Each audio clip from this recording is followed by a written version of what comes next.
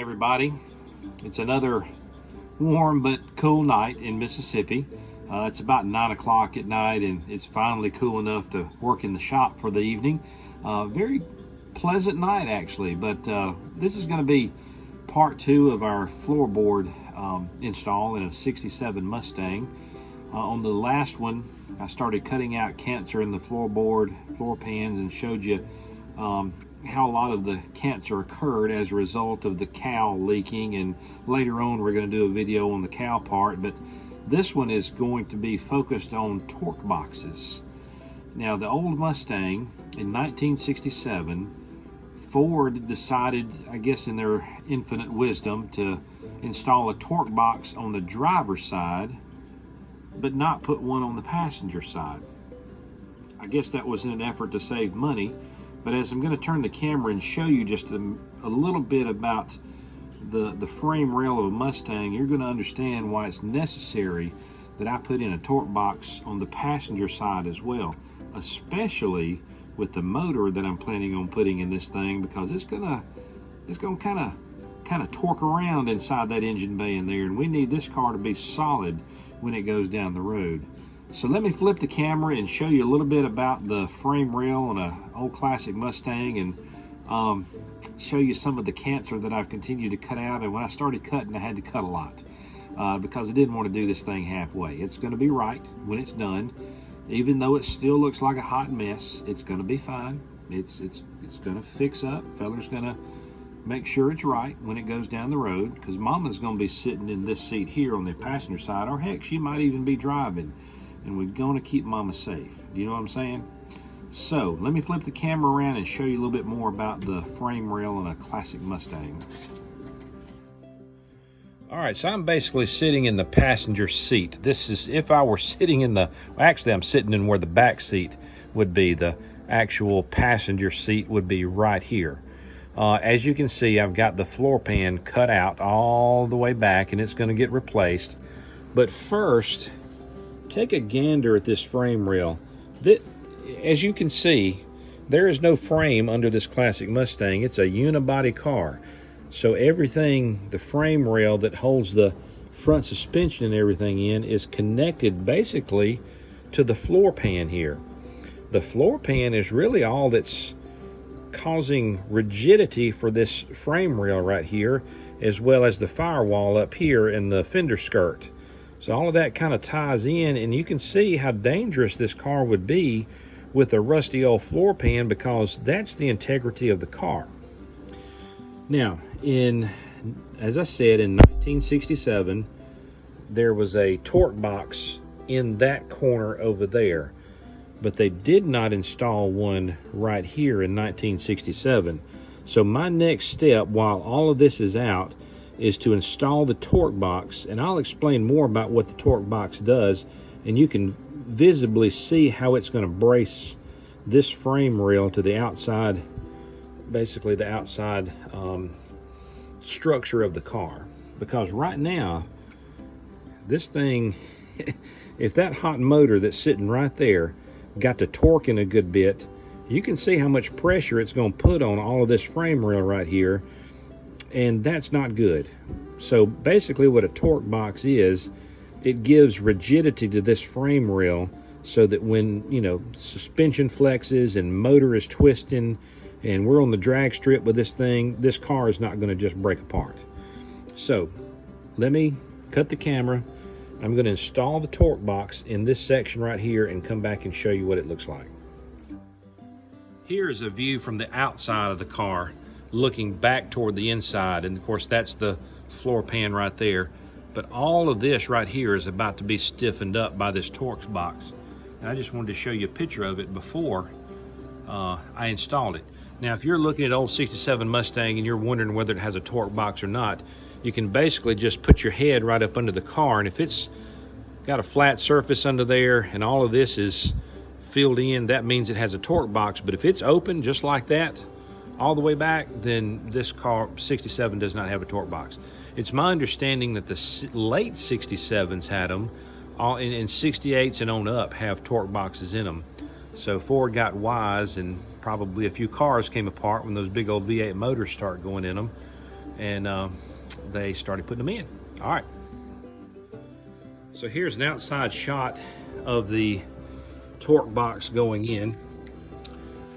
What it's going to do is weld to the frame rail here. It's going to weld to the outside of the car. It's going to weld here, and I'm going to tie in the floor pan into the top of that. There's also welding is going to occur underneath the car on the frame rail, and then there's going to be some gussets that will actually go right back here that will help strengthen that frame rail up even more. All right, let's look on the inside. It's actually a triangular shaped box, and this is what it looks like without the top part in it. I'm gonna have to put the camera down and insert the top part, and then I'll come back and shoot a video once it's in, but it's just gonna slip right in here from there to there. As you know, the strongest shape is a triangle. So even though it's called a torque box, it's actually a triangular shape. So not only will it add rigidity to the up and down, but to the side to side motion of this frame rail as well. And certainly there's no doubt that's going to help protect the passenger if something else were to happen with the car as well. All right, let me cut the camera and insert the top part. Okay, so this is the top section of the torque box that I've just slid everything in place, and these things fit beautifully. As a matter of fact, the top of the bottom of the toe board is still going to weld to this just like it did originally in the car.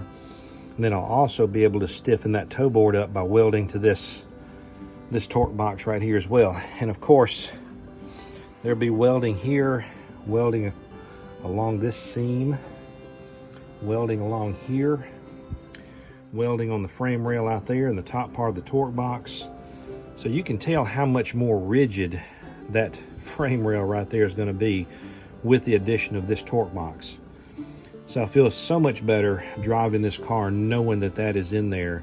So what I'm going to do now is I'm going to take my chalk and mark basically all the places that I need to come in here and weld, so I can remove paint and rust and make for some very good weld spots. So down here as well, I'll be welding to the frame rail down here. So I apologize, it's kind of difficult to run a camera by yourself and do all this. So let me cut back. I'm gonna make some marks on my frame rail. I'm gonna clean those up so I can make some good welds, and I'll come back and show you what's next. So I know what you're thinking. Rob, why are you going through all this effort to put a torque box in the passenger side when you're just going to stick a little 6-cylinder in there like you did the last Mustang you built? Which, by the way, I'm a fan of a 6-cylinder, don't get me wrong. But let me show you something that might explain this just a little bit more. Hold on. Okay, under this here package is a package. Oh, please get ready for this. Here's the unveiling of what will be going in this man of a Mustang. Are you ready? Hold on to your bootstraps. All right, here we go. Look at that right there. So this actually is the numbers matching original block that goes in that Mustang, but all the internals have been completely redone. It's got a comp cam in it, kind of a street strip cam. This is going to be a little bumpy, but not too bad that we can't drive it on the street.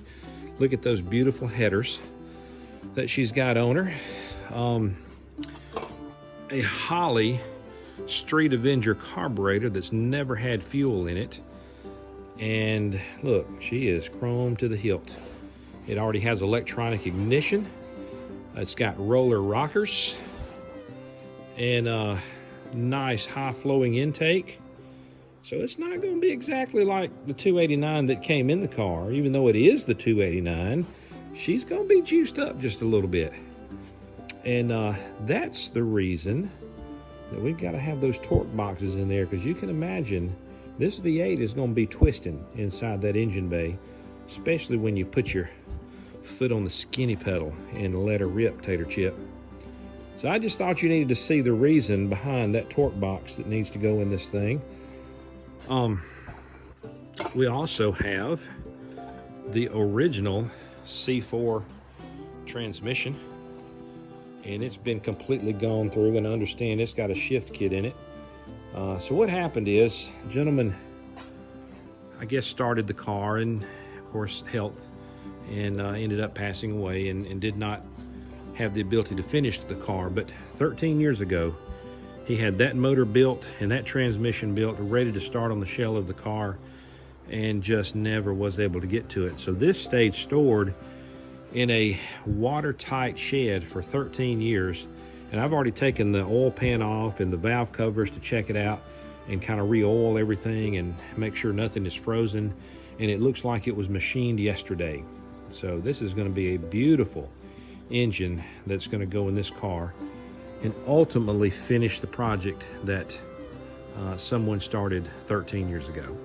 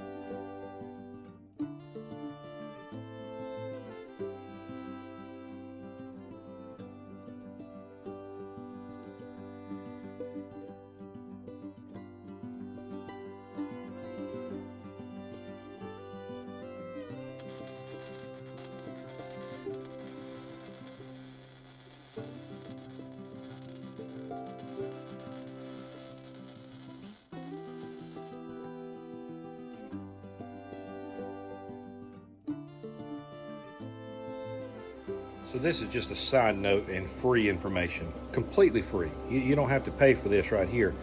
But in my opinion, one of the best late night shop snacks there are, well, are, whatever. Sam's sells these pretzels that have peanut butter inside of them. This little pretzel things with, man, it gives you a little salt for the sweat that you're sweating out, and it also has a little protein in the middle to help that late night snack and that craving, you know, in the shop late at night. And I also like to do carbonated water. Kind of makes me feel like I'm drinking a Coke, but I'm not getting all that sugar and, you know, making me breathe hard and tired and all that kind of stuff. But it's carbonated, but it's water. So that's one of my favorite late night shop snacks. Free information. All right, let me bring you back in here for just a minute and show you what I've done. I've gotten the triangle piece already welded in, but this is the surface piece that I showed you earlier. And what I did, I drilled holes in it all the way around, up here as well. I drilled holes in the frame rail here so that I can plug weld each one of these holes. Now at the factory, this would have been, oh goodness, spot welded. I'm sorry, I just had a lapse in my brain. Spot welded, but I don't have a spot welder, so this is the next best thing. So I drilled a hole in the top part, did not drill a hole all the way through, and this is about a 3/8 hole. So I'll start my puddle in the middle and kind of work my way out till I get to the second panel, and that'll be a very, very strong weld that will hold all that together. And again, it looks similar to the way it would coming from the factory if they had a spot welded it, but I'm just plug welding with a wire welder.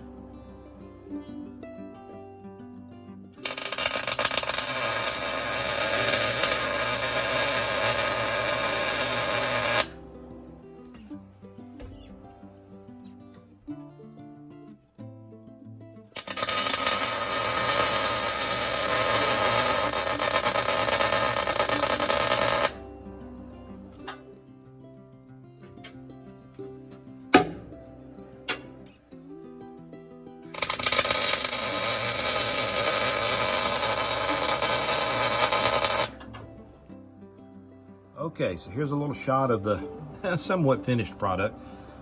I've got all of the plug welds in. Now what I'm going to do is I'm going to come back in with a grinder and smooth these down, because the toe board is going to weld onto that there. I put a few stitch welds on the side over here just to give it some little extra security there. But you have to tell me that you know that's going to be a whole lot stronger than that frame rail was before that was in there. So this is going to add a lot of stiffness to the chassis of this old Mustang, especially when we go to put that super duper 289 in. Well, it's about 11 o'clock at night. I'm going to kind of evaluate the toe board and see what it's going to take to put it in. If I can do it in about an hour, we'll continue this video. If not, old fella's getting a little tired. Let me take a little break, eat a few of those pretzels, and see if I can get a little energy to finish that tonight. Well, it's 1 o'clock in the morning. I did decide to man up and try to get the toe board in tonight, which I did. So I'll be able to go to sleep tonight with a little sense of accomplishment. But let me show you what we got done. All right, so this is the outside of the torque box. It is all welded in, painted up, and pretty good shape. Not too shabby looking. I mean, you know, for an amateur. All right, let's look on inside. Okay. Let me get in here and sit down. There is the toe board. It is all welded in. You can see some plug welds all up through there, and I did some plug and stitch and weld over here, and little plugs and stitches over here. It might not look as good as the spot welds that came from the factory, but you know what? That toe board's not going anywhere. The only thing I feel bad about is whoever does this next time, because to get that out, they're going to struggle, because this farm boy has welded that in very solidly. So it won't be in my lifetime, or at least it won't be my car when it happens again. Maybe my children. If so, Braden, Tyler, I apologize, but that thing's welded in good. All right, y'all, well, that's going to conclude another shop night. The next episode, and I would hop on it tonight, but it's just too late, is to put this floor pan in and fix this transmission tunnel all along here. I'm going to have to cut that out all the way to the other side and piece that in. And I couldn't find a patch panel for that, but I have a good plan that I think will look good and work very, very well. All right, y'all, it's Memorial Day weekend. Make sure you get out there and honor those who have given the ultimate sacrifice for our country. We owe a lot. We are indebted to a lot of men and women who have served this country and given their life for the freedoms that we have today. To be able to do this kind of stuff, to have shop nights and enjoy good old American muscle, you know, and bring it back to life. This just couldn't have happened without somebody sacrificing a whole lot. So thank you to those who have served and who have lost their life in the line of duty. All right, happy Memorial Day. Good night.